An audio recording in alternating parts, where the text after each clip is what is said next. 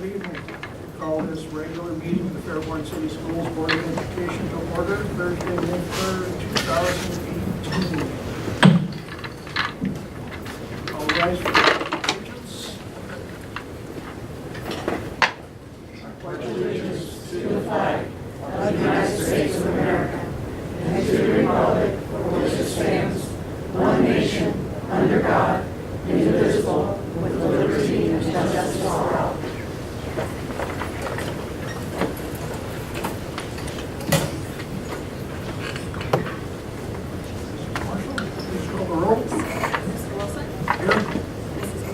Here. Mr. Browning. Here. Mr. Report.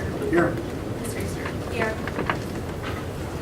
A motion to approve the agenda as presented, please. So moved. Mr. Browning, Second. Ms. Reister. Discussion? All those in favor? Aye. Any opposed? Motion carries. Item 5, the superintendent's report. Mr. North. Thank you. We have actually 3 items on the agenda tonight. First, we have the senior class of 2018 class officers that I believe you're here to talk about your New York trip. Is that correct? Yes. Ms. Zink, are you going to let Mr. Kyle Walker speak also? Maybe. Okay. Just maybe tonight, we're not sure. All right. Okay, goes around the microphone. Kyle, behave yourself. All right. Thank you. Let's walk now. We can walk. Hey, have some- You gotta be there. Wherever you want. Just want to make sure you grab the microphone and talk into it while you're talking. Where you want to get. Let me go get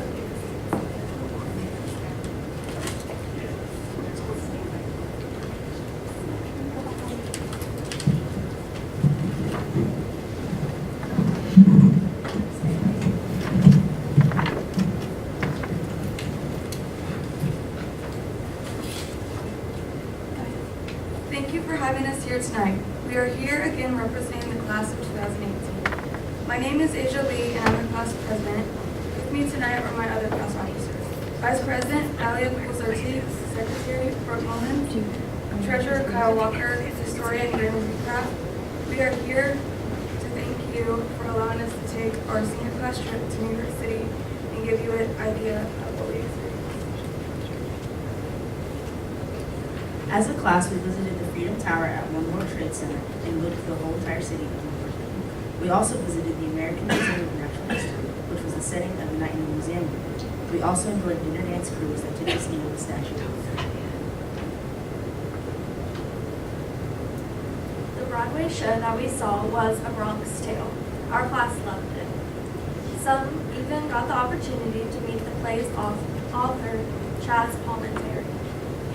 The message of the show, The Saddest Thing in Life is Wasted Talent, inspired one of our chaperones, Mr. Dysinger, to create a piece of art reflecting it. When we didn't have things planned for everyone, our class split up into smaller groups we called families. Each family designed their own travel plan to visit sites of interest to the individual members. Visiting the Museum of Modern Art, St. Patrick's Cathedral, and adventuring through Little Italy and Chinatown were just some of the destinations that we went through.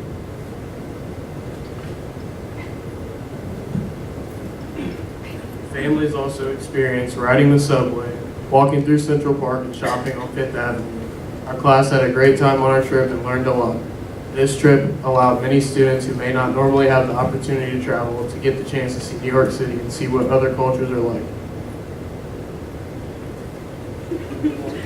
We want to thank you again for letting us continue the tradition of Fairborn High School and take a senior class trip.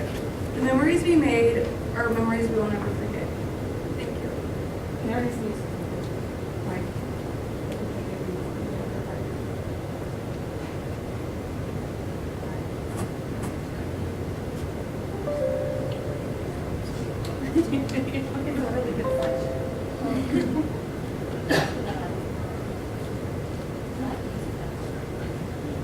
While you're working on that, Ms. Singh, can we take a minute for the board members to ask any questions they may want to ask? I just anybody can answer, what did you think was the best part of the trip? I've heard that from some of the others. I like the musical outfit.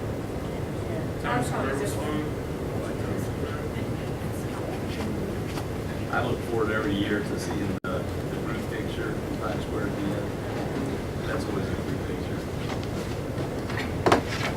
We just wanted you to see what Dick Eisner did. He was so moved by the play and by talking to Chaz Palmentieri that he did this because that never worked, and this is going to hang somewhere in the school. What does it say on the, The saddest thing in life is wasted talent, which was the theme of the entire Bronx Tale.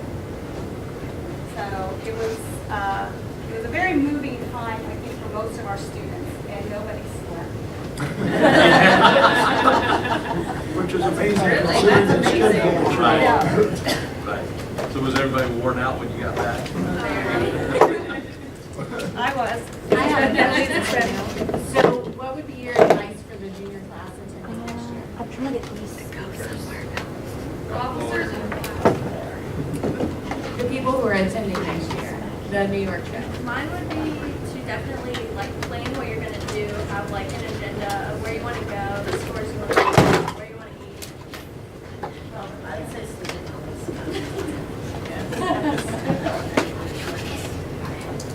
Don't blow all your money.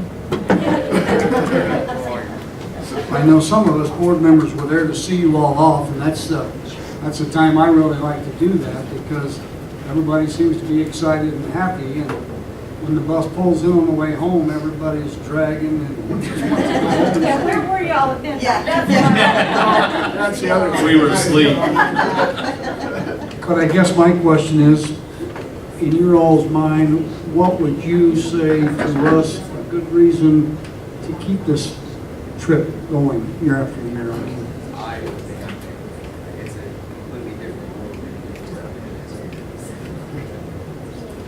I think it forced a lot of students to get so excited that they want normal speed too, like these friends and families.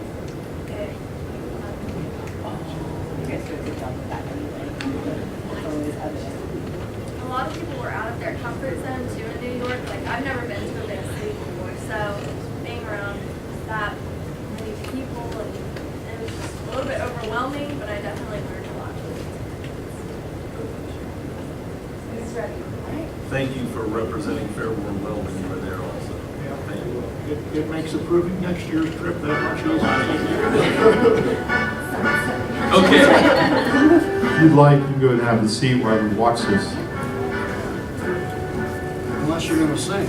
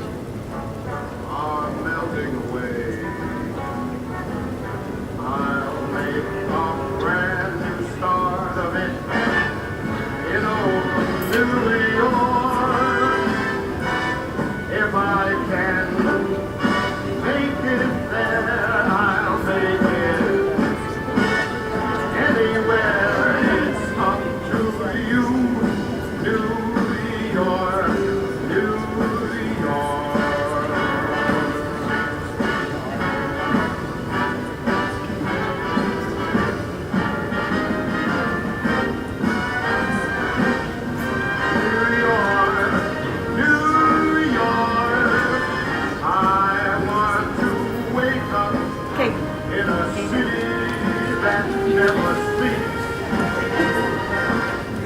That's why I pay number one.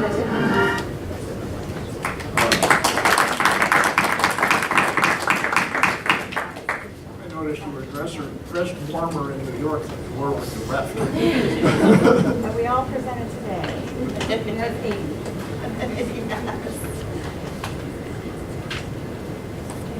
Thank you very much. Thank you very Thank you, much. guys. See you at Great job. graduation. Congratulations. Thank you. We also have with us tonight Mr. Nick Owens with the State Board of Education District 10. Mr. Owens, would you like to address the board, please?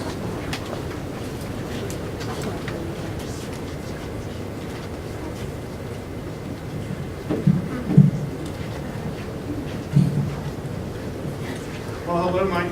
Let's make sure. Well, hello, my name is Nick Owens. I'm your State Board of Education member for the 10th District.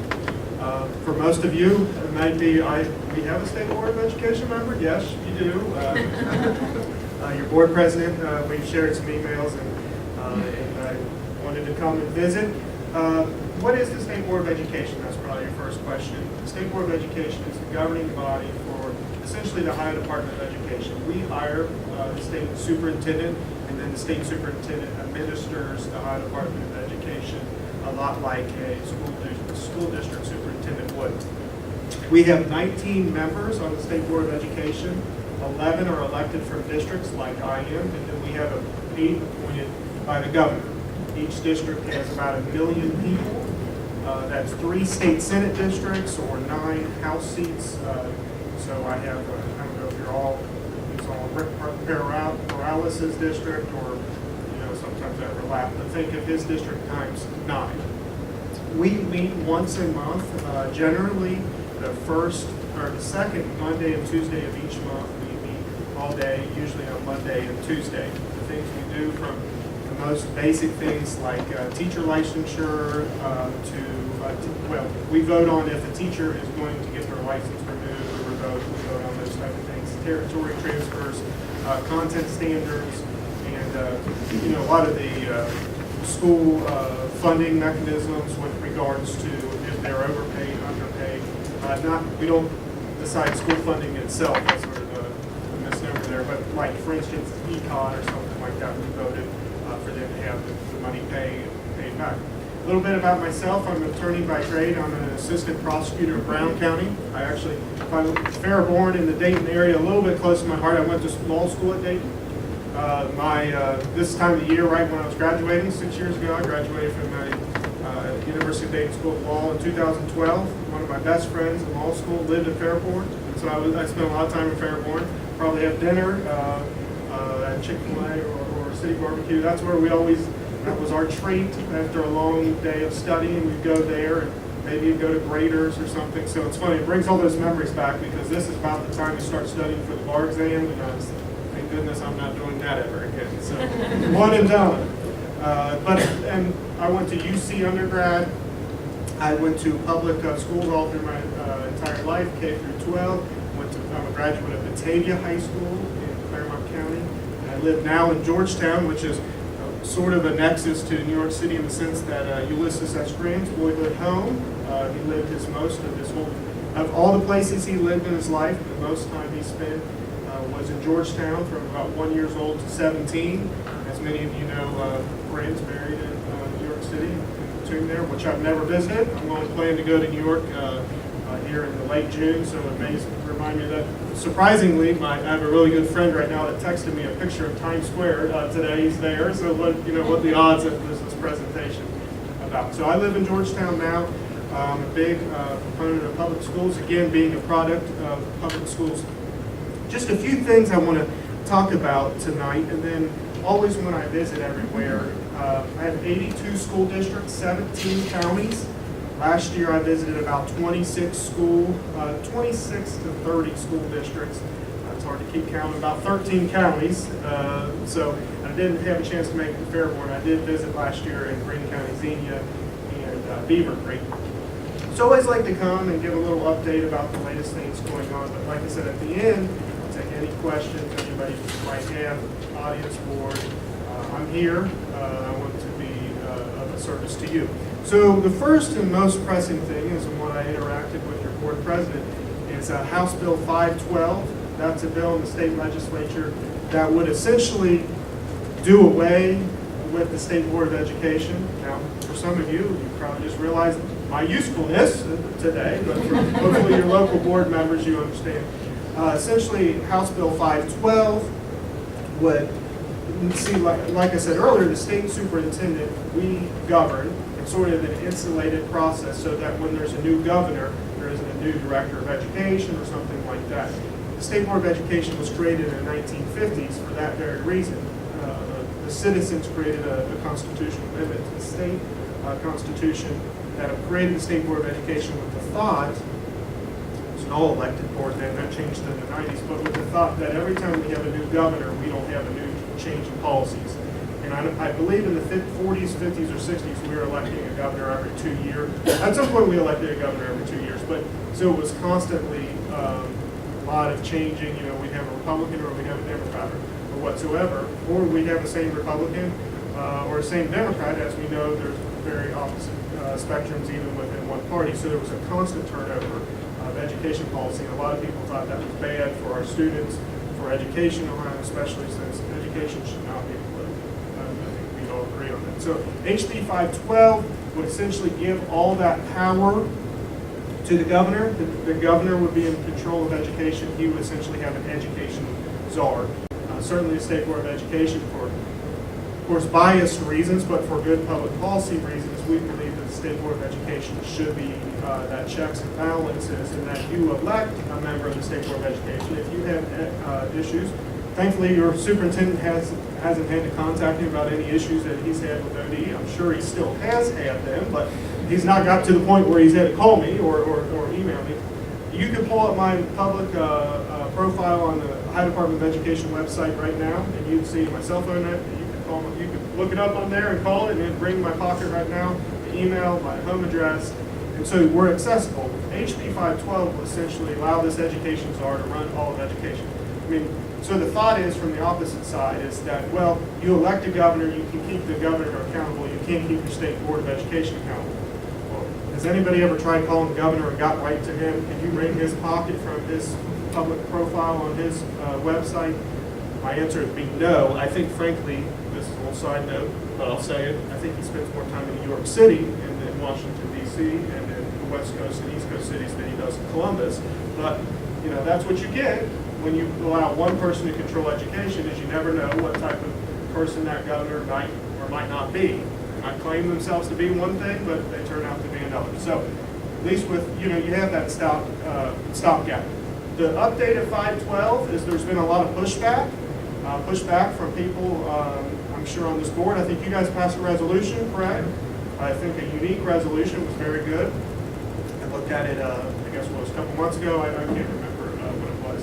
Thankfully, a lot of boards have. A lot of people have called their state representatives and said this is bad policy. And frankly, I think it's put it on the back burner for now. But you never know. Lame duck session will happen in the end of December. Bad policy always seems to come through then, so we've got to keep the heat on so that doesn't happen. So keep the heat on. Representative Morales, tell him you think it's a bad idea. I know I was communicating with a local school board member via email from Tecumseh up in Clark County, and she said Representative Kyle Kohler was listed co-sponsor, and they put some heat on him, and he said, well, that was an accident. I should have co-sponsored it. Actually, I'm against it. So I would hope Rick Morales, if he was a co-sponsor, would not say the same thing. But I guess we all can find our wisdom at some point. So that's a good thing. So 512. Another thing we're doing at the Ohio Department of Education, we're finalizing a strategic plan, something we haven't done in a long time, to sort of unite all our common themes. Hopefully some of you have seen that. We had a listening session here in Dayton, in Montgomery County, of course, but nearby. We've had 13 across the state, over 1,000 people put in for the plan. And we'll be unveiling that strategic plan hopefully in June. Another thing we're working on is the Ohio report card system. Many of you have frustrations with the high report card system, as do I. Now, most of that is statutory. The State Board of Education only has administrative or regulatory power, so we have the ability to make rules from the statute. But so there's some things we can amend with the report card system. We all believe it's an unfair mechanism. Every member of the State Board of Education, and oh, by the way, we had last year, we had 10 new members out of 19, so we created a lot of new blood. I think in any organization, you get some new members, but they still feel overwhelmed, especially when you're young, to that board. But when we had 10 new members last year, we didn't have a coup, but we could have had a coup of just the 10 new board members, but we've had a lot of energy from that. But we all agree the report card system is not a good reflection of that. So there's a bill pending in the state legislature by State Representative Mike Duffy of the Columbus area to look at this. But we also have a work group that's hopefully going to adjust the things in regulation or in the administrative code that we can change and make more fair to districts. You know, there's student growth, gap closing, all these things are, everyone gets, well, what's your graduation rate? I mean, everybody understands what's your graduation rate, but all those other factors, they just don't have a lot of tangibleness to the community, and it's unfair to school districts. It's unfair to school districts when people see the report card, they see it blasted out there, but it's hard to get the community members in your building to see the great things that are going on. I think everyone that complains about our schools, if they spent more time in school board meetings or in our schools or our sport events or seeing the bright things and awesome things our kids are doing, everybody likes to get on the soapbox here, but everyone likes to say, well, our education system is failing,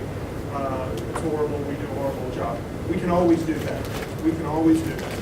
But if people actually saw the things that go on in the public education, you see, frankly, those students get dropped off at the front of the school building, and it's, frankly, the school's problem at that point. To see how so many schools take that student and make them have a life that they otherwise wouldn't.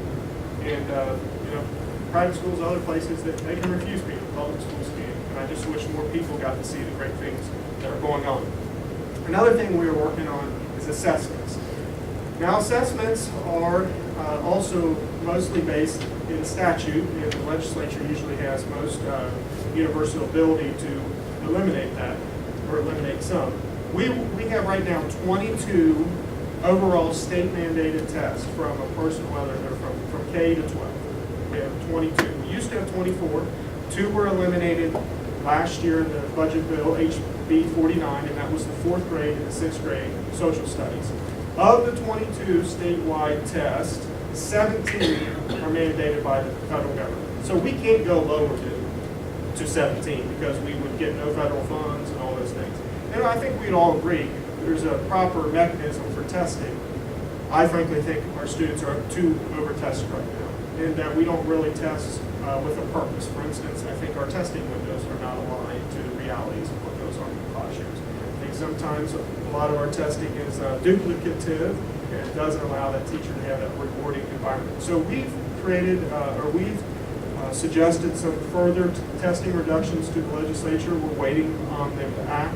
A lot of times we get into, I think the legislature gets in debates, and as the State Board of Education is, well, everybody has their favorite test. I'm a big proponent of history, but when the recommendations of 4th and 6th grade history got removed last year, I love the history to continue to be. It's not like it's not being taught anymore. It's just that it's not being tested. And so from a state perspective. So I think what we got to a point where we had too many tests is everybody had their favorite test.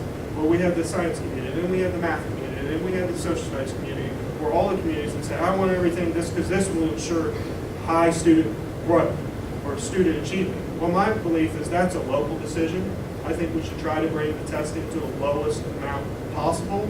And then you, as local board members, the 5 of you, have the ability to decide what your community wants. And if your community says, you know what, our kids, especially in a very military-based community, our kids aren't getting enough American history. You guys don't demand that enough as a board, well, they can be voted out, or those decisions can be made. But I think that has to be a local decision. And I think we need to give as much to the local governments, to local school boards as possible. Now, there's some limitations. Like I said, we have to make sure we meet our federal requirements. But there is a real belief from the State Board of Education to drop the testing to as much as reasonable amount as we can. I frankly would have no problem dropping it to 17. Now, I don't have that authority, but I'm making those recommendations using the bully pulpit of our offices as State Board of Education members, and again, giving that ability to the local level. And then lastly, we haven't heard it anymore, but the class of 2018, this year's class was the first year's graduating seniors under new high school graduation requirements. There was a real concern before I got on the board, but it sort of overlapped to when I did, that there would be a low graduation low graduation result due to these changes. We made some recommendations this past year, or last year, that would give students more options to have options to graduate. And a lot of people say, oh, you guys are dumbing down things. Well, first of all, the legislature had adopted our recommendations, which they did word for word. Actually, Senator Peggy Lehner of the Kettering area is the one who got them in there. But I'm a big believer is every kid should not be judged on what their score was on Algebra 2 or in English. I'm an attorney by trade, but English was my worst subject in school. And I'd say, I've developed through reading and through education. But everyone starts somewhere. And to think that some kid, because of some arbitrary test score, now, just because people say, well, you want lower standards or things like that. Not local school boards don't say this. The people in Columbus that are, but they say, you want lower standards and those things. No, what I want is a test and a graduation requirement that's reflective of reality. We don't test in the state of Ohio empathy for others, hard work, showing up on time, looking someone in the eye, shaking them in the hand, showing up joke-free. We don't test that. But those are the highest qualities of making success in life. But we'll test what you get on your English 2 score, what you get on such and such. There's a proper place for a test. And it's a snapshot of a young child's or a young adult's life. And to make them think that they can't succeed because of some arbitrary test score. And kids should be able to prove their value in other ways. And so we have these recommendations in place, and I'd be intrigued to hear feedback of how they work for your district. They included attendance, a GPA that made the senior year more meaningful, work study hours, employment hours, jobs, readiness, other types of things that led to success skills and not necessarily just pure test scores. So lastly, we made recommendations to the legislature to include the recommendations or the options that the class of 2018 had, or the classes of 2019 and 20.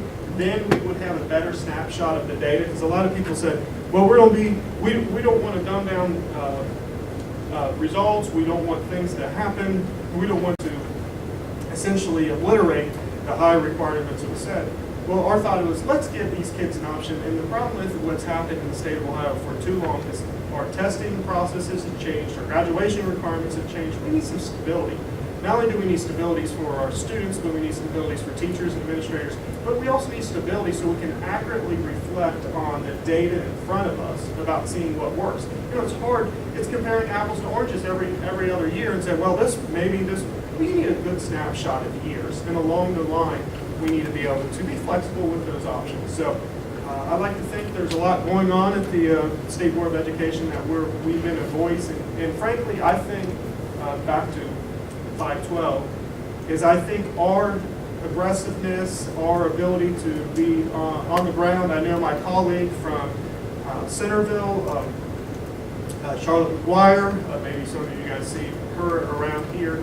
She's awesome. She's one of our new members, and she's very out there meeting districts, meeting with people. And I think people realize those that were pushing for 512, well, there's the State Board of Education is ineffective, there's no use for them. And then I think the people who thought that or wanted to message that found out pretty quickly that we've been a voice for local school boards, we've been a voice for teachers and students, a voice that, frankly, local boards haven't always found in the state capitol.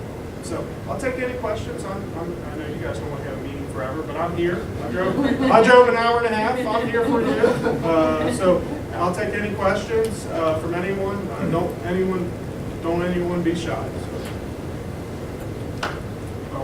I would like to thank you for introducing the resolution in the state board to close 512. I think that was a major step. We got a lot of other school districts on board to also pass Well, resolutions. So I appreciate that. I have to say on a small, so I introduced a resolution at the State Board of Education.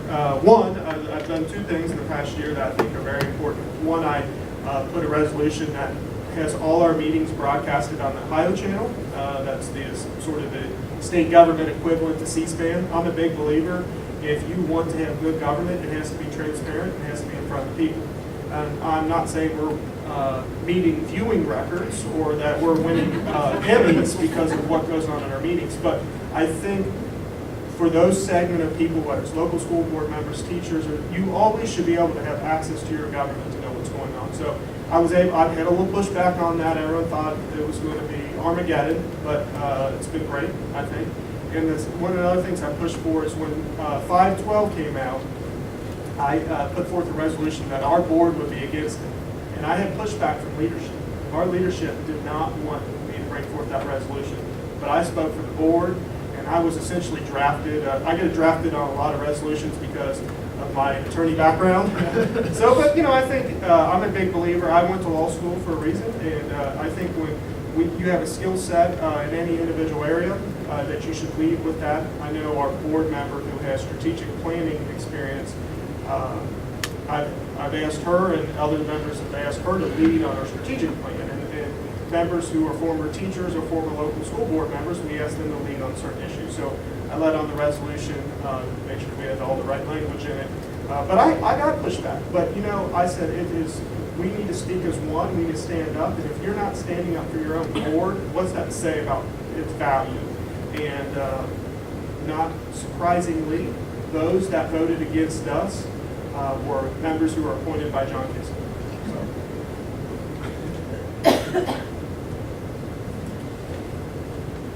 Thank you, Mr. Owen. Appreciate it very much. Thank you for being here.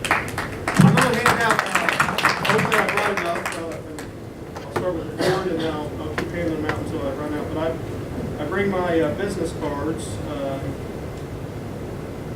and I'll hand them out. And it has my cell phone number on here, my house address if you're in the snail mail, email.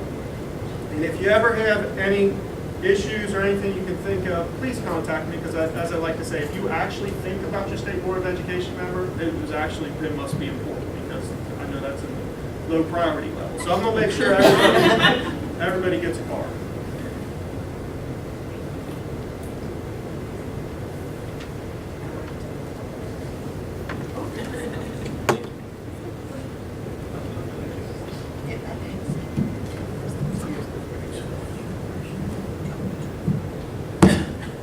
I'm going to ask Ms. Gayhart to come up here and help me with this next presentation.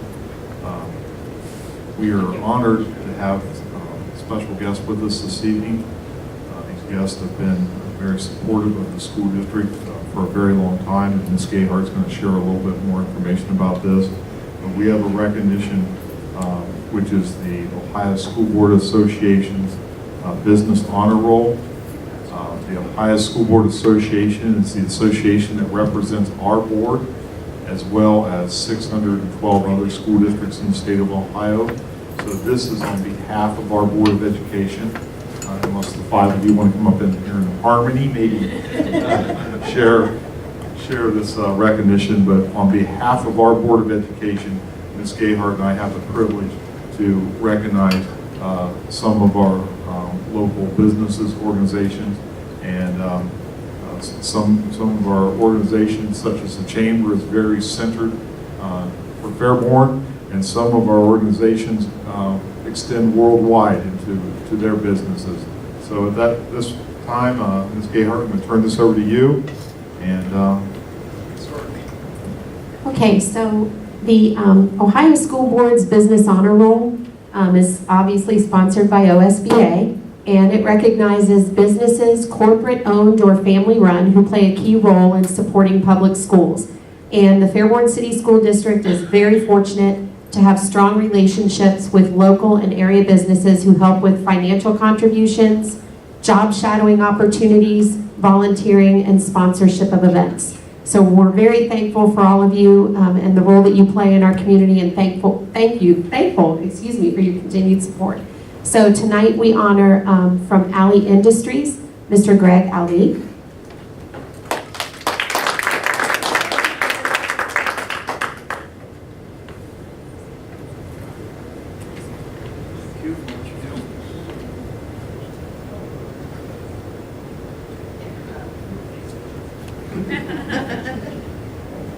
And representing the Fairborn Chamber of Commerce is Mrs. Ellen Sloan Farthing.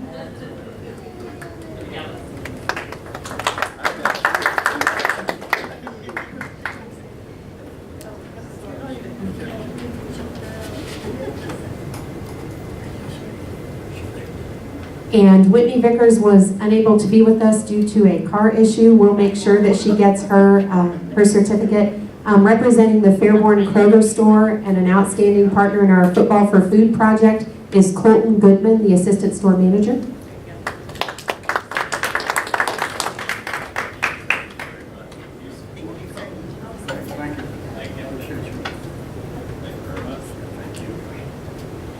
And from TCA Graphics, representing our hometown everything t-shirt promotional shop, is Holly Peterman.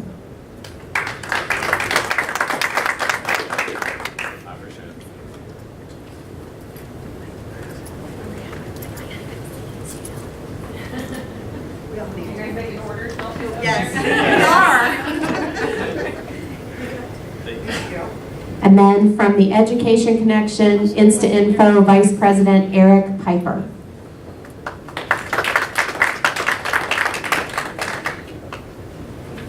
So thank you all very much for your continued support of Fairborn City Schools, our teachers, and our students. We really appreciate it.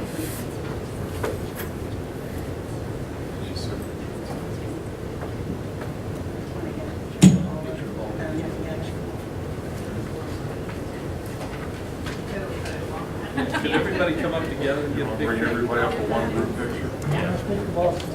I bet a couple of them walked out already.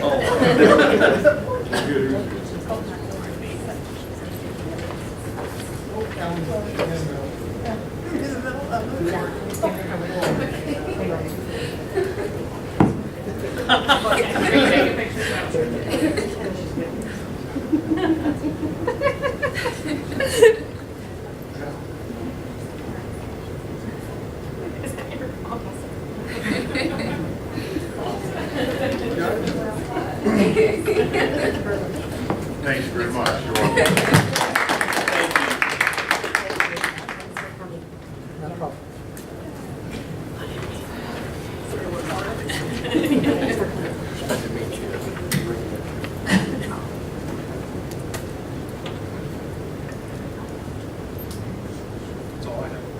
This is your big chance to run away. Yeah.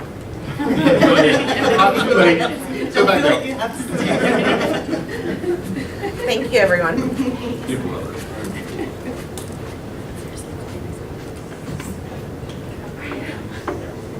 Okay, we'll move on to recognition of visitors. If there's anyone that wishes to address the board, please step up to the microphone, state your name and address and reason for addressing the board.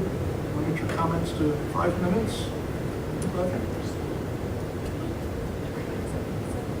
Seeing no one, we'll close recognition of visitors. Item 7, approve the minutes of the Thursday, April 12th regular meeting. May I have a motion? So moved. Thank you, Mr. McCourt. Second. Thank you, Mrs. Milan. Any discussion, corrections, comments? Vote. All those in favor? Aye. Any opposed? Motion carries. Item 8, treasurer's report. Mrs. Marshall.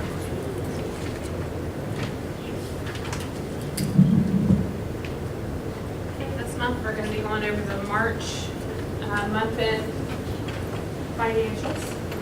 We're about, in March, we will be 3/4 of the way through the school year.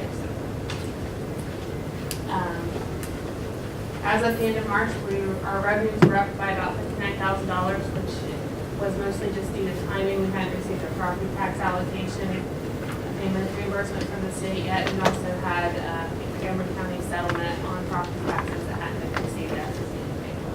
that had been received, or as of the March, that had been received last year at the same time, so overall, our revenues will be up as forecasted. We had received 83.7% of the total amount forecast. We are updating the forecast for the May filing. We have a special board meeting scheduled for May 24th. Expenditures were about $2 million higher than the same time over the prior year. This was planned, and we're still in line with our budget. We had spent right around 75% of the forecast amount over here. Our unencumbered cash balance in the general fund is around $27 million. Our outstanding encumbrances were $3.2 million for an unencumbered balance of $23.9 million, which is about $2.3 million higher than the same time the prior year. This is just a running list of our ending monthly cash balances in the general fund and a graph. Our average monthly expenses for the general fund for salaries and benefits were $2.5 million. We had about 1.1, and all other costs for the general fund for a total of about 3.7.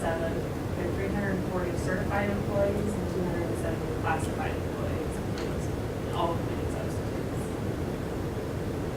This is a list of our scheduled investments for our operating accounts. And this is our scheduled investments for our bond construction account.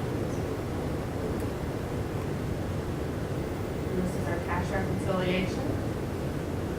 And we reconcile to zero, which is what we like to see. And that's all I have. Are there any questions for the board members? I just happened to notice going through the check register that we had three payrolls in March, so. Yes, and then we had 3 payrolls in March last year also. I remember. Salaries would have been like way out there. But hadn't had 3 pays last year.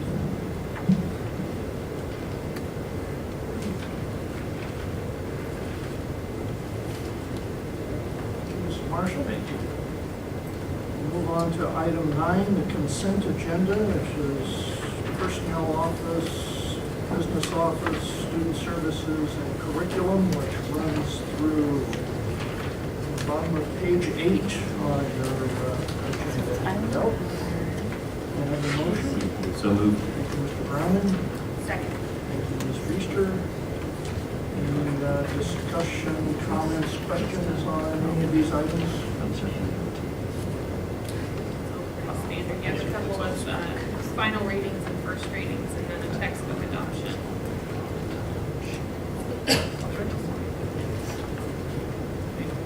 Call the roll. Mr. Browning? Yes. Ms. Reister? Yes. Mr. McCord? Yes. Mrs. Mock? Yes. Mr. Wilson? Yes, motion carries. Item D on page 9, business office, approve a 2-year contract. I have a motion. So moved. Mr. McCord. Second. Mr. Browning. Questions, comments? Mr. McCord? Yes. Mr. Browning? Yes. Mrs. Mock? Yes. Ms. Reister? Abstain? Mr. Wilson? Yes, motion carries. Item 10, the treasurer's office, the March 2018 financial report, appropriation modification, special payment for the senior trip and student activity budget purposes. May I have a motion? So moved. Mr. Browning? Second. Ms. Reister? Questions, comments? Yes, I'd like to mention, we have a couple of small grants that we received, which are why we're amending the appropriations. And there's a payment to Mrs. Inc., who you saw here tonight, this in your class. This was something that I don't have policy for to reimburse her for gratuity payments for the bus driver. She paid money out of her own pocket, so I'm asking for board approval for that. And our student activity purpose statements and budgets, those have not been board approved yet for this year. There's comments? Call the roll, please. Mr. Browning? Yes. Ms. Reister? Yes. Mr. McCourt? Yes. Mrs. Moore? Yes. Mr. Wilson? Yes, motion carries. Item E on page, top of page 10, to approve the financial report of checks paid. The motion? So moved. Mrs. Milan. I'll second. Discussion, comments? And remind Ms. Reister and Mr. McCourt to abstain in their employment with companies that we pay. That's all. Call the roll, please. Mrs. Moore? Yes. Mr. Wilson? Yes. Mr. Browning? Yes. Mr. McCourt? Abstain. Ms. Reister? Abstain. Motion carries. Item 11, gifts and donations. Ms. Richter, you did such a good job last month. You've inherited for a while.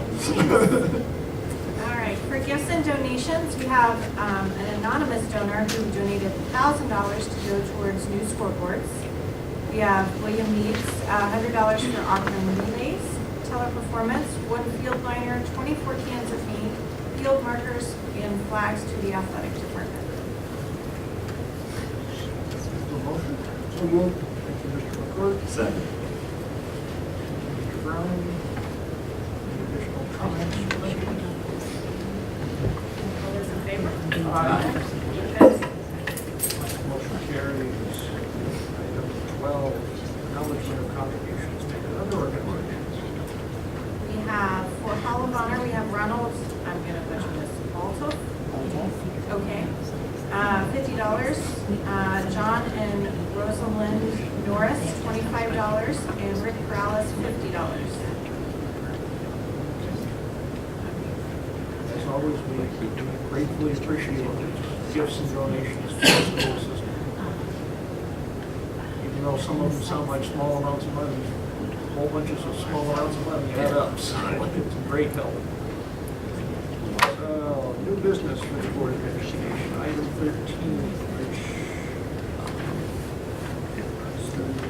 what's the bottom of sheet 11?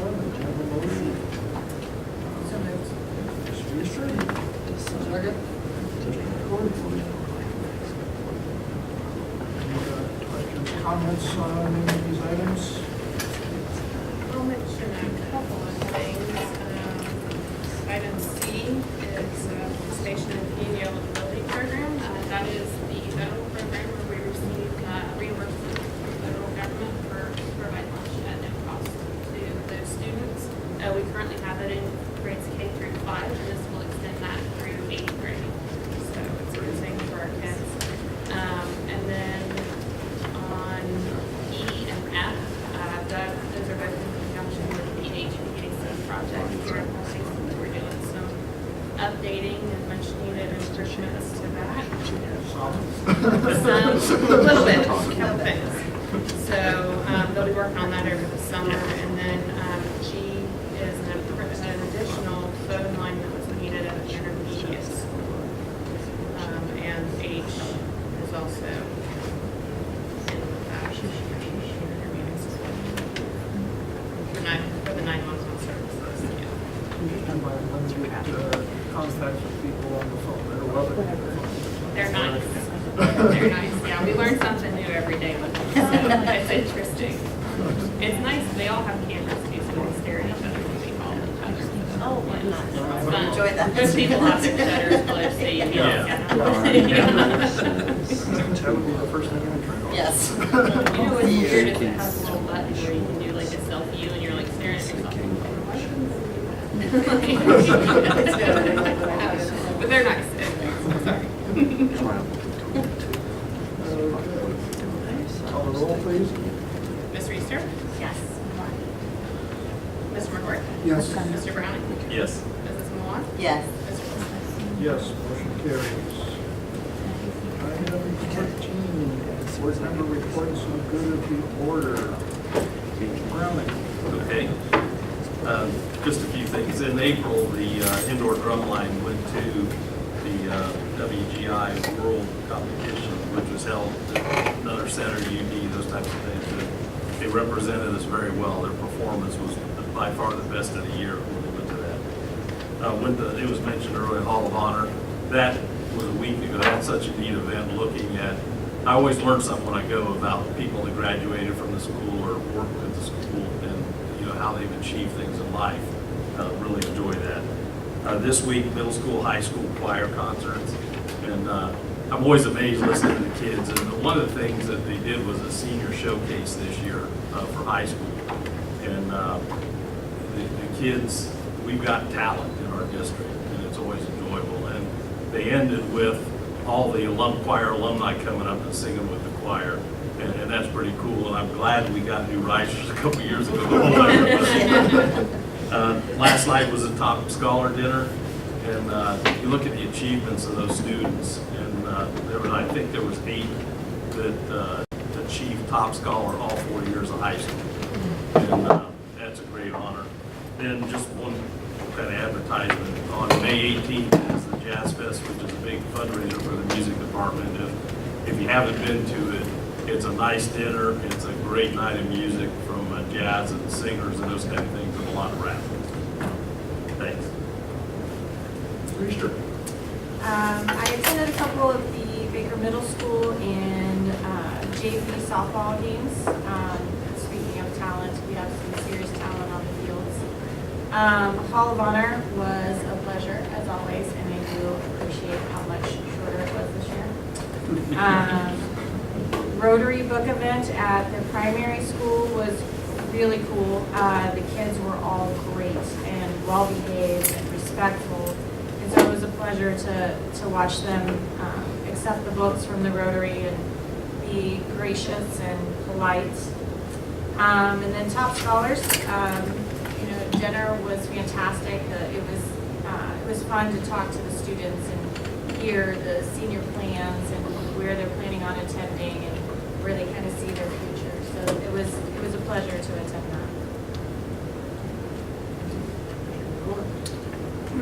that. Yes, in the field of athletics, girls softball continues to go and go very strongly. Our junior high girls are undefeated and doing very well. I was outside tonight at a baseball game where we were leading 9-0. So the baseball is doing well also. I had an invitation, and today I attended an event at the Holiday Inn over by Wright State. A couple of our staff members receiving grants, and I would like to thank Pam Gayhart for her part in that. But Jake Dysinger, who I've known since, he's probably still in diapers then, but and Elena North both received a $1,000 grant. Mr. Dysinger for his archery class, and Elena for football for food. Elena North, and they were very. We had great support there today, and it was nice to see our students get into grant writing and getting this money for them to go forward. Also, I'd just like to say, because it looks like we're going to have one more meeting maybe before, but to all the staff and everybody involved in our buildings, we're coming up on the end of the year, and I think this has been a great year for Fairborn City Schools. But I'd just like to say a special thanks to all our staff members for what they do for kids. Our custodians for keeping the buildings up, the maintenance group, the bus drivers, kitchen staff, everybody. I know it's a lot goes into keeping a school district going every year. So I'd like to thank them as well. And then finally, and I can't remember, Nicole, but I'm retired now, so I can't remember how many weeks have passed, but just another great job for Nicole Marshall getting the clean audit from the state, her 5th in a row. And we sure appreciate her and her staff, for that. So thank you very much for coming tonight, and go home and hug your kids tonight. Hey, Pat, I guess, and Mark, the girls softball clinched the GWAC South for the other night, didn't they, Z? Well, it depends on I think Xenia's play against Greenville. Okay. But they're in position to clinch That's it. awesome. Depending on what happens there tonight with those two teams. Okay. That junior high school pitcher on the softball team is really pretty awesome. Takes 9 to make a team. Takes a lot of effort on it. It is a great team. They play very well together. Mrs. Malone? Yes. So, just want to echo what the middle school choir was an enjoyable show. Top Scholar, the gentleman I was speaking with last night, has not ever missed a day of school. He's been in Fairborn his entire career and has been here every single day. That in itself is a miracle. I'd like to congratulate Liz Watson at Baker for they've 4 children that are moving on to the state competition for Power of the Pen, so that's pretty fabulous. And then invite everyone to come out on May 17th. Andy and I will be at the speaker series at Baker.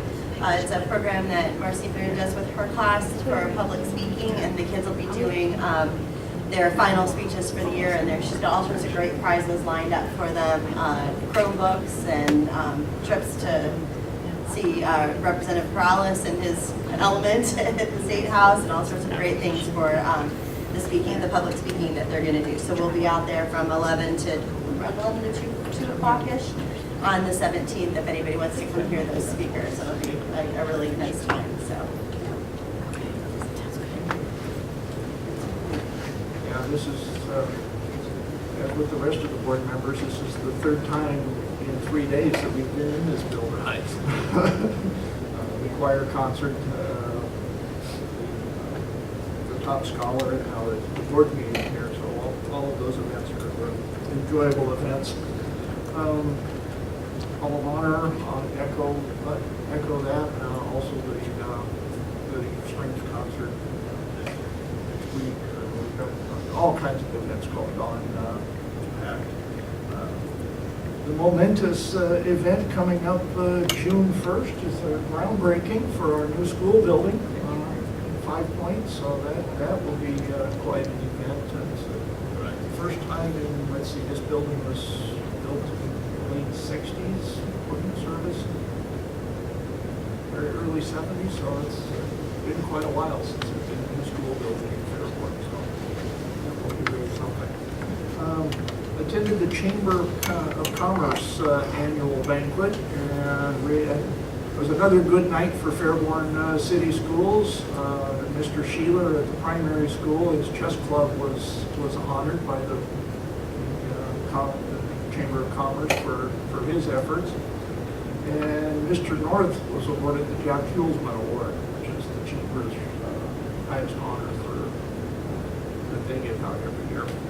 And in addition, Mr. North won the 50-50 raffle, which he turned over to Mr. Sheeler's chess club. So,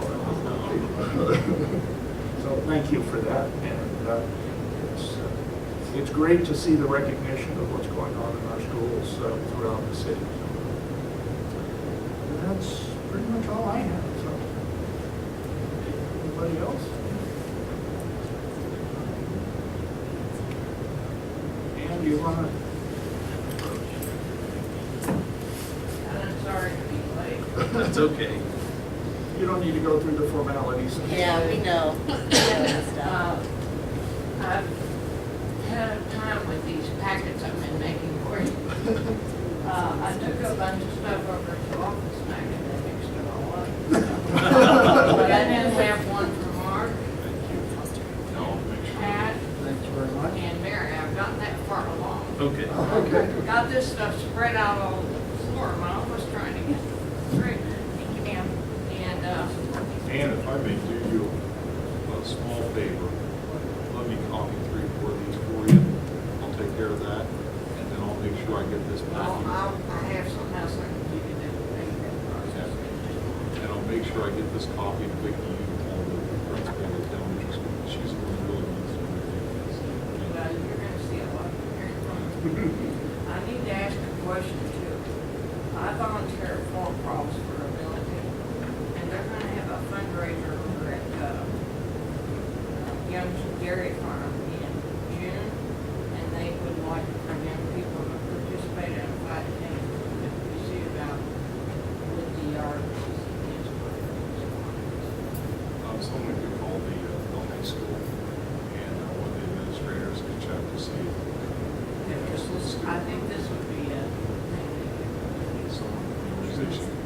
school.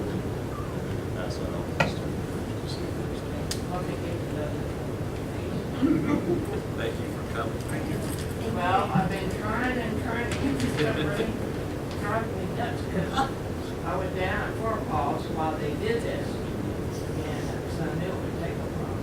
Then I come back and I go back to the office and I'm like, oh, this is.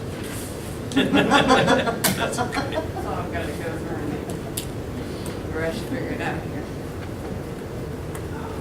But there's a frequently asked questions part, and I have plenty done, so you won't have to copy those. In fact, if you want to use this box, you can. See, there's enough list for the each set. Thank you very Thank much. you. I appreciate it. Thank you for coming. For somebody who hasn't raised kids, you know, like birth them, you'll have to pardon me if I try to dribble through here. But Even those who have birthed them have still struggled. Other 18 to 24-year-olds for 20 years. There you go. Worked with Peppy somewhat, but you three already have it. It's the others that don't have it. Anyway, that's one of the things you're supposed to get. So I do appreciate your all's understanding of the children, but I believe strongly in the fact that this program might really help us down the road. I think you three will definitely see that we need to be here. So, that's. Okay, thank you very Thank all much. of you for all of your hard work. Thank you so much.